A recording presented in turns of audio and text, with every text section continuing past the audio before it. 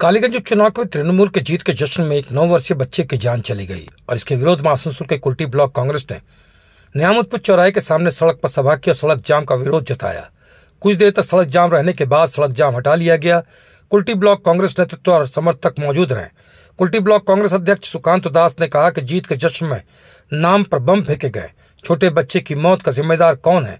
इसके अलावा घटना के विरोध में युवा कांग्रेस ने आसनसोल धारी चौराहे पे जाम कर घटना का विरोध किया। আজকে 2011 থেকে 2025 দাঁড়িয়ে আছি আমরা। 14 বছর হয়ে গেছে।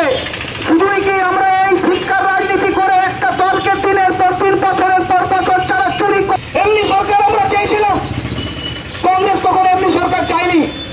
কংগ্রেস সবসময় চেষ্টা করেছিল এমন একটা পার্টিকে নিয়ে আসবে, এমন যে কংগ্রেসের সাহায্যে তিনি কিন্তু সরকারে এসেছিলেন। সেদিনকার ভোট মুখ্যমন্ত্রী হতে পারতেন মমতা ব্যানার্জি। তিনি ভুলে গেছেন, তিনি সব অত্যাচার ভুলে গেছেন, তিনিও সেই রাস্তায় চলছেন। আর তার পরিণতি আমরা দেখতে পাচ্ছি। একটি ছোট্ট শিশু, সে এখনো পৃথিবীর ভালো করে দেখতেও পায়নি, জানেও না কি সংসার, কি সমাজ, কি জীবন। তার ভবিষ্যতে কিছু না কিছু বড় কিছু হতে পারত। সেই ভবিষ্যৎটি কালকে চিরদিনের মতন চলে গেল এই হারমাত তৃণমূল বাহিনীদের জন্য।